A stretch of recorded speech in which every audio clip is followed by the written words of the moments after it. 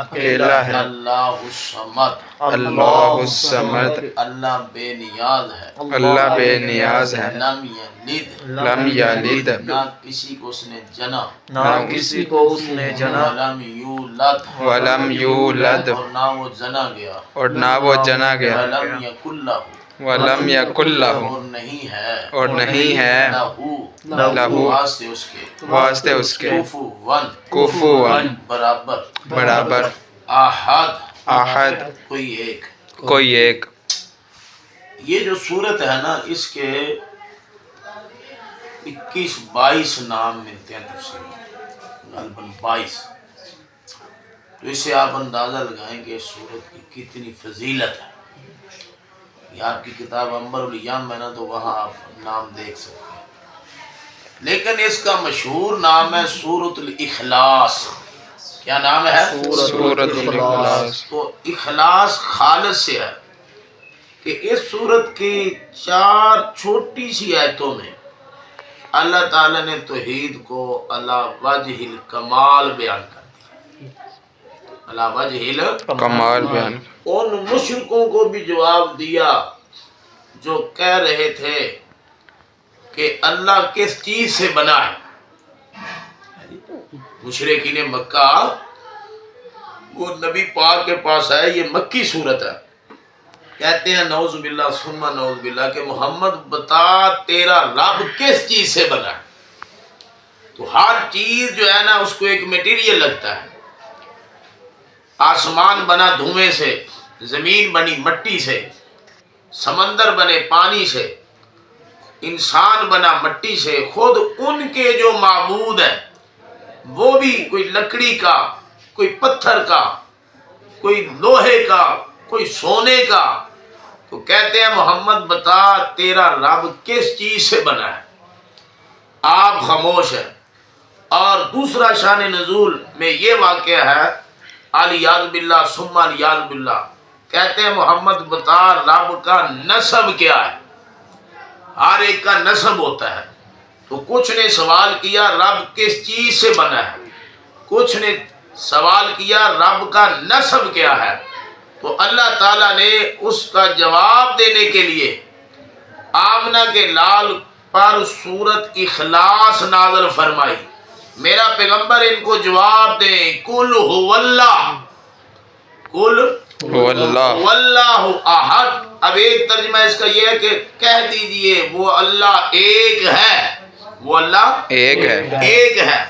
لیکن آپ ماشاءاللہ دورہ حدیث بھی آپ میں سے ساتھیوں نے کیا ہے، تو اس کا ایک معنی خبر بعد خبر، یہ بھی تفسیروں میں موجود ہے۔ عربی تفاسیر کا مطالعہ کریں تو خبر بعد خبر، پھر معنی بنے گا کہہ دیجئے وہی اللہ ہے، اکیلا ہے۔ ایک طرح وہ اللہ ایک ہے، ایک وہی اللہ ہے، میں سمجھاتا ہوں، وہی کہو ذرا، وہی اللہ ہے، اکیلا ہے، اکیلا ہے۔ یہ ترکی با ترکی جواب ہے کہ مجھ سے پوچھتے ہو اللہ کا نسب کیا ہے، مجھ سے پوچھتے ہو اللہ کس چیز سے بنا ہے، میں الٹا تمہیں کہتا ہوں تم بتاؤ، تمہیں کہتا ہوں قل هو اللہ، وہی اللہ ہے۔ نہیں سمجھے، ابھی آسان کرتا ہوں کہ تم بھی مانتے ہو، جب تم سے پوچھا جاتا ہے کہ تمہارا خالق کون ہے، تم کہتے ہو اللہ۔ زمین و آسمانوں کا خالق کون ہے، تم کہتے ہو اللہ۔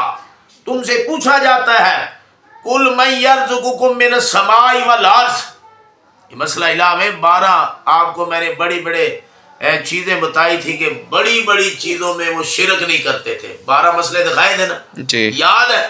قل من یرزقکم من السماء والارض، میرا پیغمبر ان سے پوچھے تمہیں آسمانوں سے روزیاں دینے والا کون ہے، زمین سے روزی دینے والا کون ہے، امن یملک السمع والابصار، بلا کون ہے جو کانوں کا مالک ہے، جو آنکھوں کا مالک ہے، وَمَن يُخْرِجُ الْحَيَّ مِنَ الْمَيِّتِ، یہ ان سے سوال ہو رہا ہے جو پوچھ رہے ہیں کہ اللہ کا نسب کیا ہے، یہ ان سے پوچھا جا رہا ہے جو کہتے ہیں اللہ کس چیز سے بنا ہے۔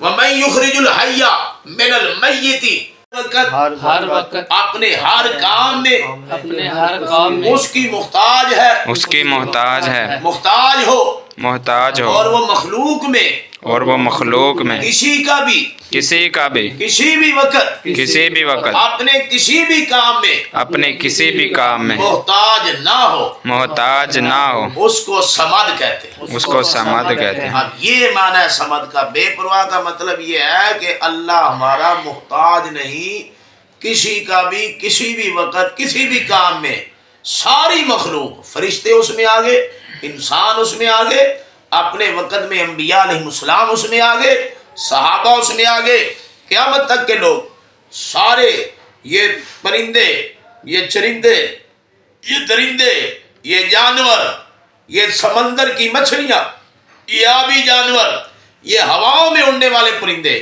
ساری مخلوق ہر وقت اپنے ہر کام میں اس کی محتاج ہو، اور وہ مخلوق میں کسی کا بھی کسی بھی وقت، ایسے یاد کرنا ہے، اپنے کسی بھی کام میں محتاج نہ ہو، اس کو کیا کہتے ہیں؟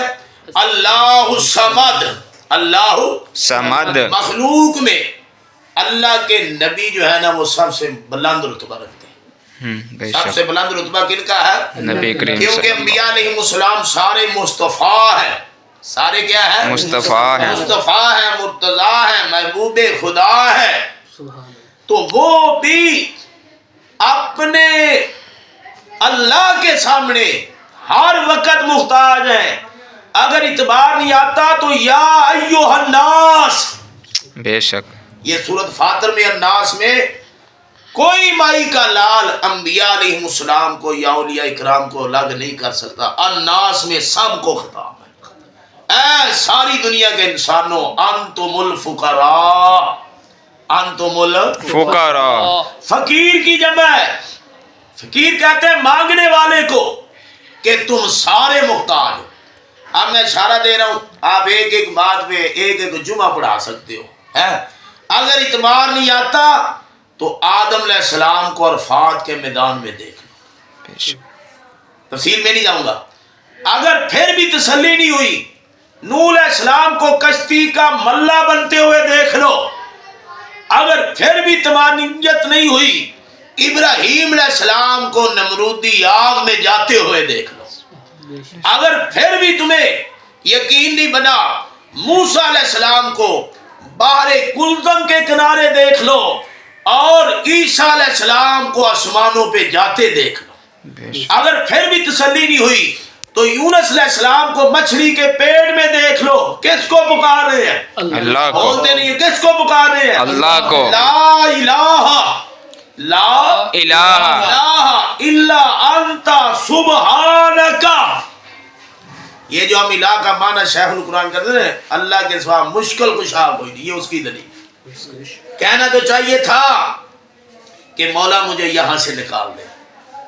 جہاں بندے کو مشکل ہوتی ہے تو اس مشکل سے رہائی چاہتا ہے، یہ نہیں کہا مولا مجھے یہاں سے نکال، بلکہ کہا لا الہ الا انت۔